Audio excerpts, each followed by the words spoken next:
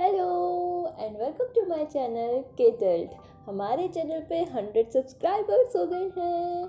Thank you so very much for all your love. और जिन्होंने भी हमारे चैनल को सब्सक्राइब करा है, दिल से थैंक यू एंड सभी को वर्चुअल टाइट हगी। चलिए ठीक है, आगे की बात करते हैं। हमारे चैनल पे सीरीज़ चल रही है अ टेल डार्क एंड ग्रिम। जिन्होंने भी सीरीज़ के पहले एपिसोड्स नहीं देखे हैं तो वो प्लीज़ पहले जाके देख लीजिएगा। आगे की कहानी अब हम आपको सुनाते हैं। ग्रेटल अपनी उंगली काट लेती है और उसकी हड्डी को यूज़ करती है लॉक खोलने के लिए। दरवाज़ा खुल जाता है और फिर दोनों अंदर जाते हैं। वहाँ उन्हें 7 स्पैरोज़ मिलते हैं। वही थे मिस्टर फार्मर के बच्चे। ग्रेटल और हैंसल उन्हें समझाते हैं कि उनके पेरेंट्स उनसे बहुत प्यार करते हैं। ग्रेटल उन्हें ये भी बताती है कि ग्रेटल खुद जिम्मेदार है इस सारी गड़बड़ की, और साथ ही उन्हें घर चलने के लिए कहती है। मैजिक होता है और सब पंछी से बच्चे बन जाते हैं। मिस्टर फार्मर का बड़ा बेटा ग्रेटल से कहता है जो कुछ भी हुआ है उसमें तुम्हारी कोई गलती नहीं थी। वो उसे बताता है कि जब ग्रेटल घर आई थी तो मिस्टर फार्मर ने अपने बेटों से टब भरने के लिए कहा था सो दैट ग्रेटल नहा सके, पर मिस्टर फार्मर की बात सुनने की वजह उनके बच्चे मस्ती करने लगते हैं और टब कुएं में गिर जाता है। गुस्से में मिस्टर फार्मर उनसे कह देते हैं तुम सब पंछी बनकर उड़ जाओ यहाँ से। उनके मुंह से निकले ये शब्द सच हो जाते हैं और सब पंछी बनकर उड़ जाते हैं।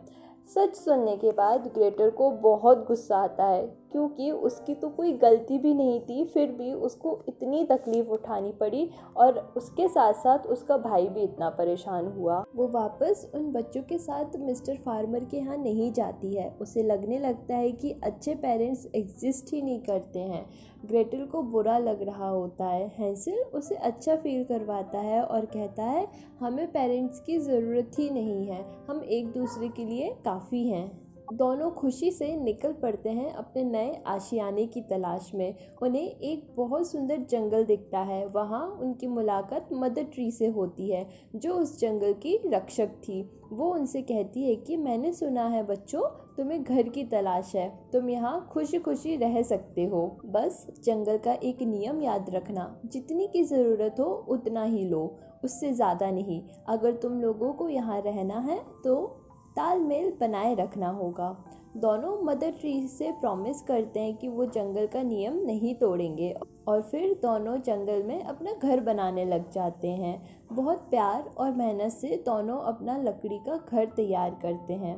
दोनों खुशी खुशी उस घर में रहने लगते हैं, पर उनकी ये खुशी ज़्यादा दिन तक नहीं रहने वाली थी। बीच बीच में हैंसल को भेड़िए दिख रहे थे। ये भेड़िए हैंसल को वश में कर रहे थे। एक दिन तो उस भेड़िए ने हैंसल पर इतना काबू पा लिया कि हैंसल ने एक रैबिट का शिकार किया और फिर उसी रैबिट को घर ले जाकर कुक करने लगा। ग्रेटल को ये बात थोड़ी अजीब तो लगी थी, पर उसने कुछ कहा नहीं। दिन बीतते गए। हैंसल और भी भेड़ियों की तरह हरकतें करने लगा। वो और भी ज़्यादा जानवरों का शिकार करने लगा। ग्रेटल इन सब से परेशान हो गई थी और वो बहुत स्ट्रेस्ड भी थी क्योंकि मदर ट्री ने तालमेल बनाए रखने के लिए कहा था और हैंसल है कि ज़रूरत से ज़्यादा जानवरों का शिकार कर रहा था। जंगल का नियम ना मानने की वजह से हैंसल की और भी हालत ख़राब हो रही थी। वो भेड़ियों की तरह चल रहा था, दिख रहा था, हरकतें भी सब वैसी ही हो गई थी। ग्रेटल रोते हुए मदर ट्री के पास जाती है। मदर ट्री उसे बताती है कि हैंसल ने नियम नहीं माना, इसलिए उस पर बुरी शक्तियाँ हावी हो रही है। वो ग्रेटल से कहती है तुम्हें हैंसल को छोड़ देना चाहिए क्योंकि उससे तुम्हें जान का खतरा हो सकता है। ग्रेटल मदर ट्री की बात नहीं मानती है और कहती है कि वो अपने भाई को कभी नहीं छोड़ेगी। फुल मून की रात को हैंसल पूरी तरह भेड़िया बन जाता है और वो ग्रेटल को नुकसान पहुंचाने की कोशिश भी करता है। उससे बचने के लिए ग्रेटल जंगल की तरफ भागती है। जंगल में राजा और उसके सिपाही शिकार के लिए आए हुए होते हैं। वो हैंसल को देख लेते हैं और उसे भेड़िया समझते हैं। सब चौकन्ने हो जाते हैं उसका शिकार करने के लिए। जैसे ही हैंसल उन्हें दोबारा दिखता है वो अपना तीर छोड़ देते हैं। तीर हैंसल के सीने में लग जाता है। क्या हैंसल जिंदा बच पाएगा या ग्रेटल उसे हमेशा के लिए खो देगी? ये सारी चीज़ें हम आपको बताएंगे नेक्स्ट वीडियो में। Thank you so much for watching.